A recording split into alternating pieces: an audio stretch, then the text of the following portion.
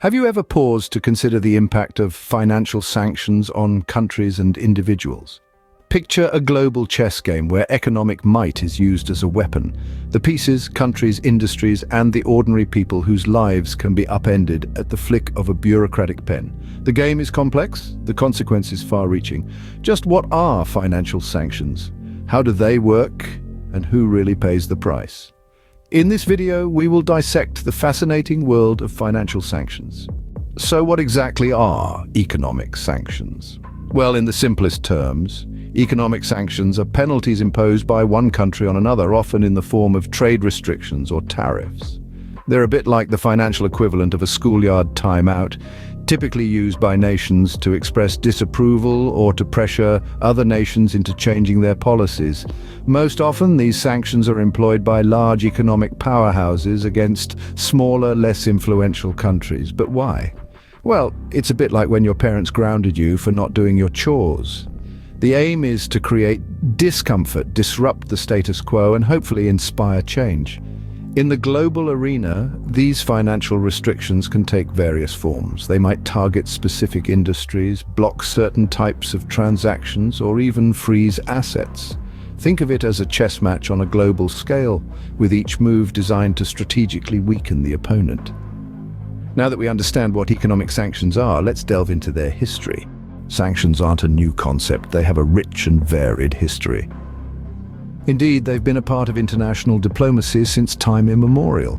The ancient Greeks employed a form of financial sanctions known as ostracism, where individuals perceived as threats to the city-state were banished for a decade.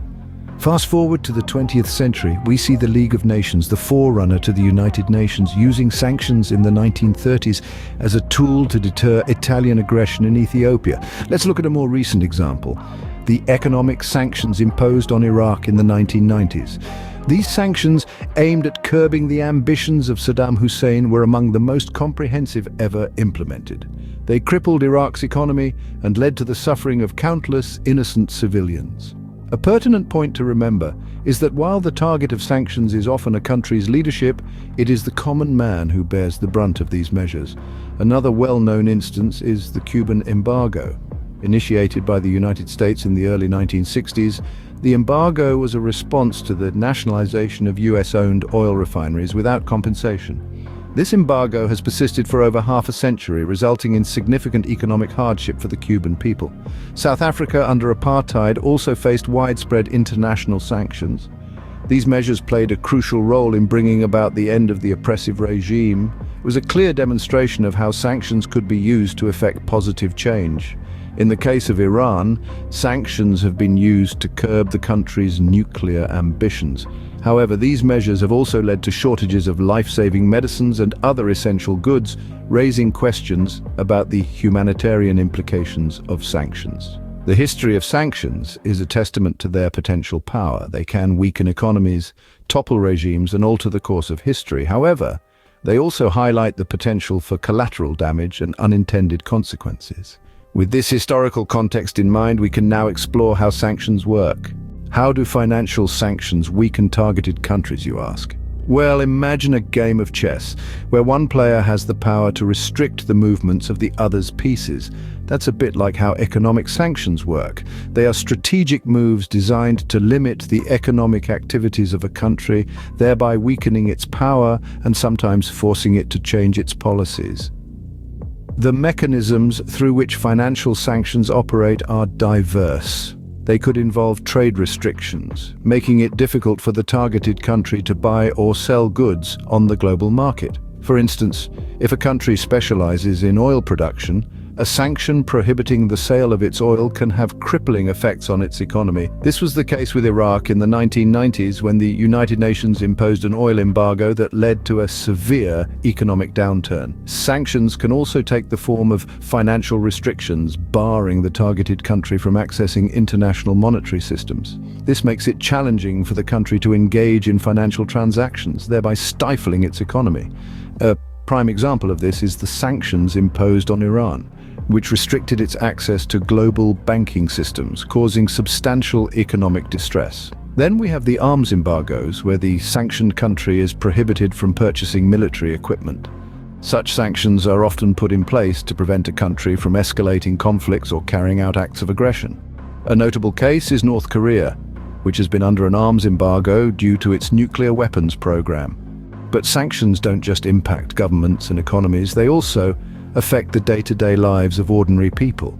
They can lead to shortages of essential goods, inflation, unemployment, and even a decline in the standard of living.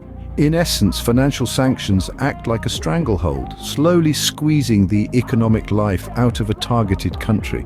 They are a powerful tool that can bring even the mightiest nations to their knees. But while they are effective in causing economic pain, they also raise some uncomfortable moral questions. But what about the people? Let's consider the humanitarian aspect of sanctions. Can we view sanctions as criminal acts against humanity? This is a question that's not as black and white as it may initially appear. To some, economic sanctions can seem like a peaceful alternative to all-out warfare. They don't involve any bombs, bullets, or bloodshed. But that doesn't mean they don't have a significant impact on the lives of ordinary people. Imagine, for instance, that you're living in a country that's been hit with sanctions. Suddenly, your nation's economy is tanking, you're struggling to find work, basic necessities like food and medicine are becoming scarce, and all because of decisions made by politicians thousands of miles away. In such scenarios, it's not hard to see why some might view sanctions as a form of collective punishment and therefore potentially a crime against humanity. However, the counter-argument is that sanctions can be a necessary evil. They can serve as a powerful tool for the international community to hold rogue states and human rights abusers to account. They can deter actions that threaten peace and security. But it's important to remember the goal should always be to minimize harm to innocent civilians. It's a delicate balance and one that we, as a global community, continue to grapple with. The debate about the ethical implications of economic sanctions is far from over. Now, let's examine some ongoing sanctions today. Sanctions are not relics of the past, they're happening right now. Right under our noses, economic sanctions are reshaping the geopolitical landscape. Let's take a closer look at two countries currently under the financial scrutiny of international powers, Iran and Russia. Iran's economy has been under sanctions for several years now. The sanctions target various sectors, including oil, banking, and shipping, crippling the nation's economic growth. This has resulted in hyperinflation, a sharp decrease in the value of the Iranian rial, and a significant increase in the country's unemployment rate. It's a harsh reality for the people of Iran, who must bear the brunt of these sanctions in their daily lives. Meanwhile, over in Russia, sanctions have been imposed in response to actions deemed unacceptable by the international community. These sanctions have targeted key sectors such as defense, energy, and finance.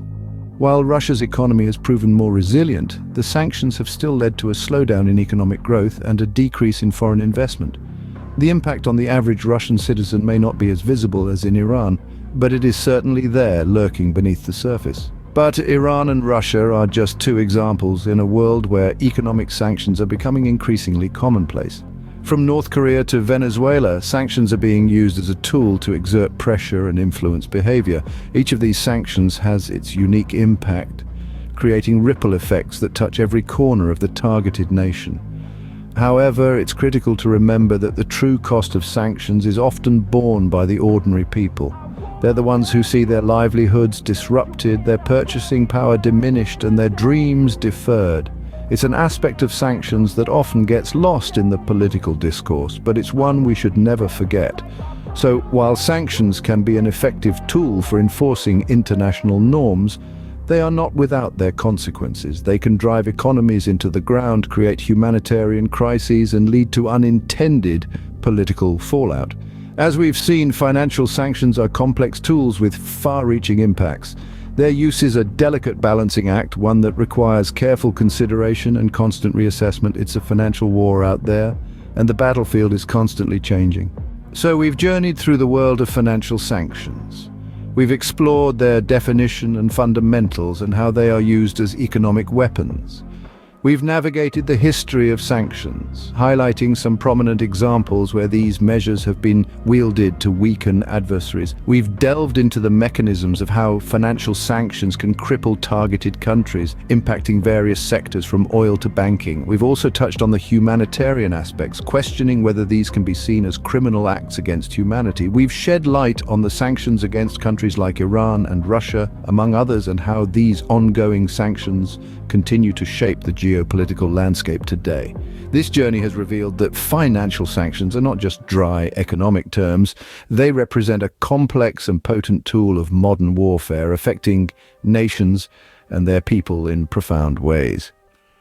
Next time you hear about financial sanctions, you'll understand the depth and complexity behind those two words.